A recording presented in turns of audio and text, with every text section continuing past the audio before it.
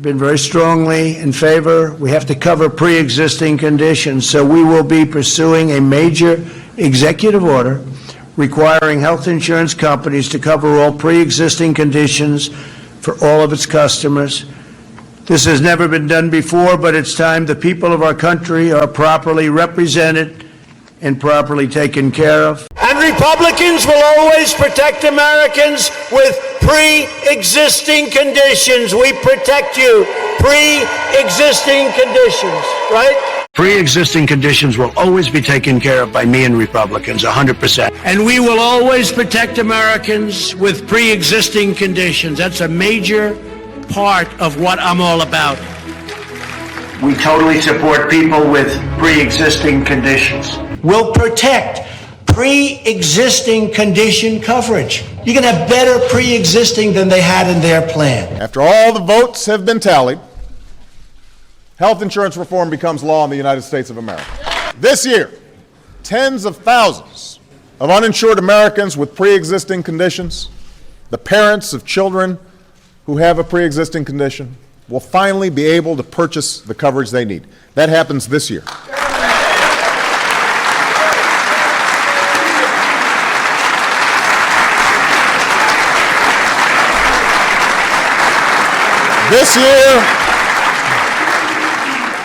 This year, insurance companies will no longer be able to drop people's coverage when they get sick. The lie is, I am protecting your guaranteed access to health care if you have pre-existing conditions. Quote, I was the person who saved pre-existing conditions in your health care.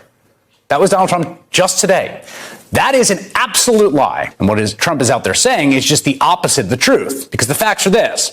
The Trump administration's Department of Justice argued in federal court in an attempt to try to strike down the entirety of the Affordable Care Act. The Trump administration right now is on the record wanting to get rid of the ACA, the whole thing, root and branch, all 2,200 pages, everything. And that includes young people staying on their parents' insurance under the age of 26, stopping health insurance companies from denying care to people with pre-existing conditions, whether that be cancer or diabetes, lifetime caps on the amount an insurance company has to pay for your care. That used to happen, doesn't under the ACA. They want to roll it back. They want to destroy all of it. So the way they've gone about it is they do one thing in court, and then in public, the president just lies about it. And in a move of just astonishing bad faith, Attorney General William Barr's Justice Department, which has said the law was unconstitutional, needs to be struck down, they just filed before the Supreme Court to say, you know what, no rush, no need to do it in an election year. Yes, it's all unconstitutional, you gotta get rid of the whole thing, but let's wait until after the election.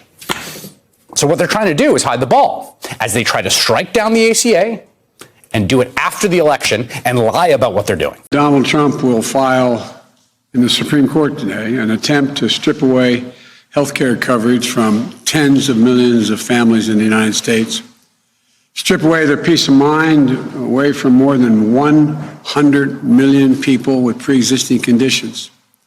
If he succeeds, more than 23 million Americans will lose their coverage overnight, including nearly 1 million Pennsylvanians. Insurers could once again discriminate or deny services or drop coverage for people living with pre-existing conditions like asthma, diabetes, cancer, and so much more. Perhaps most cruelly of all, if Donald Trump has his way, those who have complications from COVID-19 could become the new pre-existing conditions. Some survivors will experience lasting health impacts like lung scarring and heart damage.